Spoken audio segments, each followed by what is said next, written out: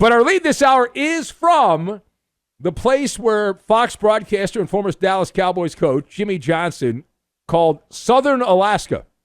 That was the lid lifter for Week 6, number 6 of the NFL card. The Niners Roadshow scrapping with the Seabirds in NFC West feud, allegedly. That's where we begin. We'll get to the baseball later. Al Michaels and Kirk Herbstreit were there in the Amazon box. Were you watching? Were you tuned in? Perhaps not. I don't do that streaming. Some of you knuckleheads, I don't understand the streaming. All right, I get it. All right, calm down. So Brock Purdy, that's a quarterback, had 255 yards.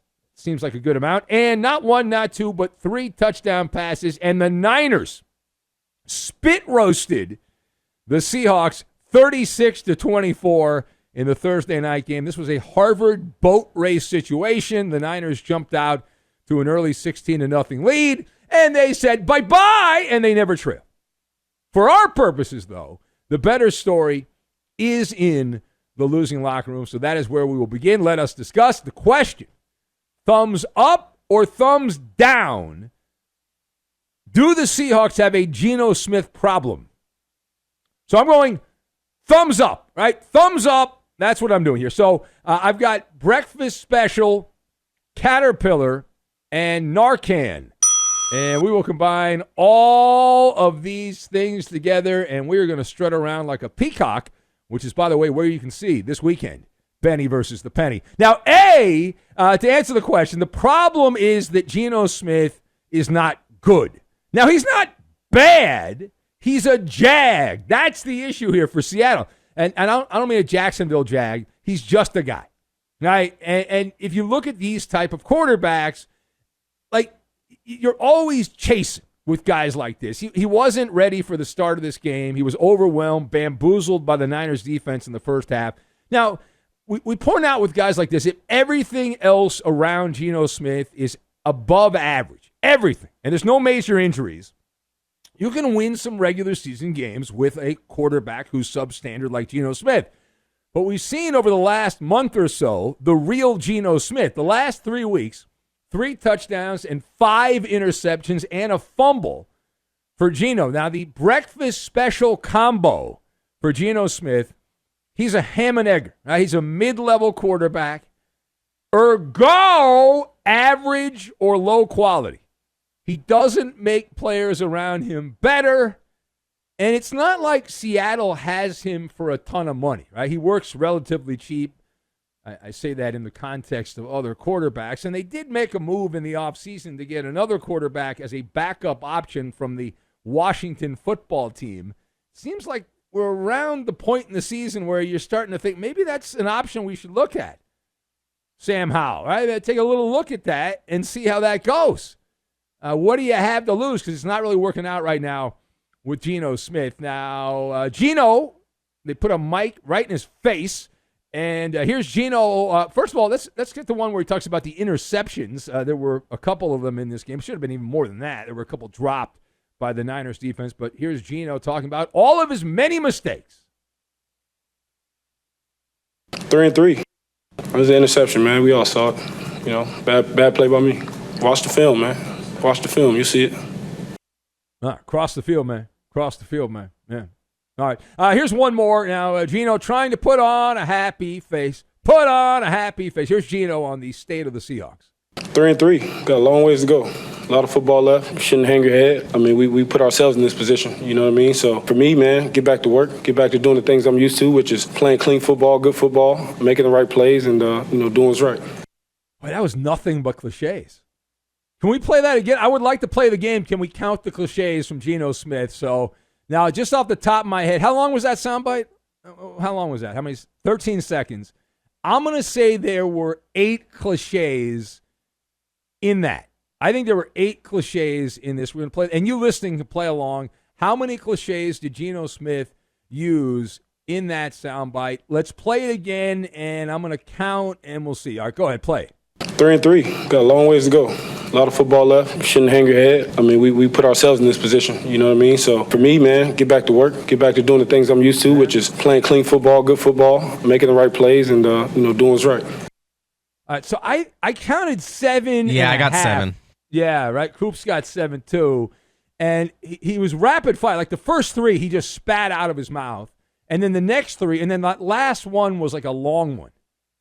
So we didn't quite get to 8, but play it one more time, and then I'll tell you where the cliches are. Play it again here. 3-3. Got a long ways to go. 1. A lot of football left. Shouldn't hang your head. I mean, 3. we put ourselves in this position. 4. You know what I mean? So for me, man, get back to work. Get 5. back to doing the things I'm used to, which 6. is playing clean football, good football, making the right plays, and doing what's right. 7. So all that last one was kind of all the same crap. So I had 7. All right, now speaking of what Geno just talked about, we turn the page here. After that 3-0 start, Seattle has lost 3 straight games. So I asked the question to the esteemed panel, which you were part of, who are the real Seahawks? So I'm going to tell you who they are. They're bootleggers, right? They're benefiting from the soft open when they played tomato can quarterbacks at the beginning of the year. Remember, they played Bo Nix, first game ever, wasn't ready for the NFL, had to get the kinks out of his game. He's played better the last couple weeks, but he wasn't very good at the start of the year, Bo Nix. Played the Patriots, Jacoby Brissett, who's been benched, and they played the Dolphins' backup quarterback. And clueless in Seattle fans were like, oh, man, we got something special here. We got our coach, and, man, this is the way to go and all that. Yeah, well, we knew the record was inflated, and we're now seeing the true colors. They're not contenders, they're pretenders. Now, new coach Mike McDonald has the Ravens' defensive pedigree. People love to talk about that. But the Ravens, like a caterpillar, the Seahawks, rather, like a caterpillar, that defense has undergone a metamorphosis from Legion of Boom back in the day to Legion of Gloom. Allowed 483 yards to the Niners. 483 yards to the Niners. In fact, if you go back the last 3 weeks, loss, the Seattle Seahawks defense has allowed an average of 35.6 points per game and over 430 yards of offense. And that includes a game at home against Daniel Jones without the Giants' top receiver, Malik Nabers.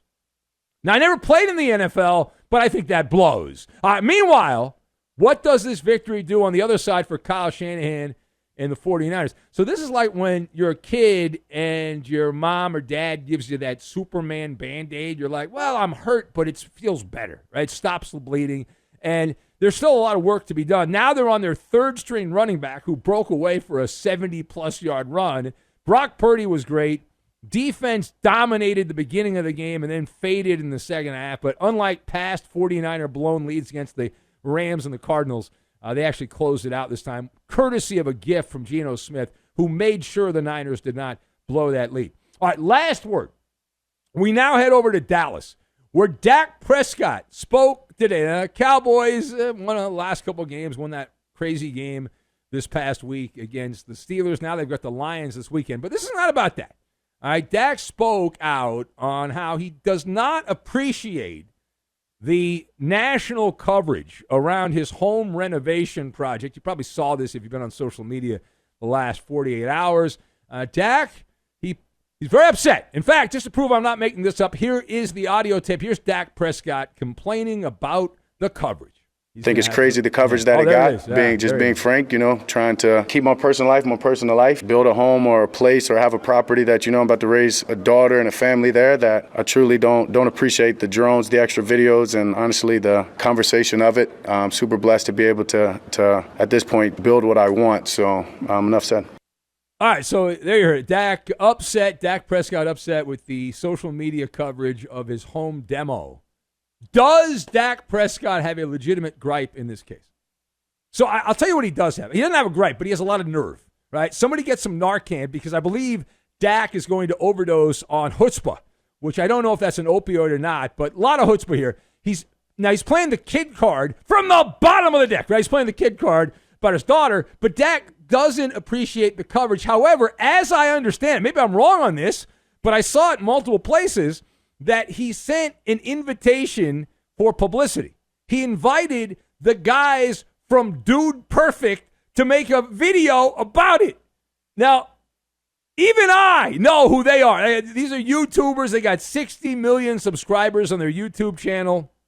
They've had 17 billion views. Most of them probably bots, but they've had a lot of views. So why on God's green earth would you complain when this is what these people do? They send in drones. It's all about engagement and going viral and all that. Did you think they were going to keep it on the down low and not send it to TMZ? Like, who could have possibly seen that coming? It's almost like Dak handled this like a playoff game. He miscalculated the coverage. He didn't realize what was going to be out there, and he choked. Bad job by you.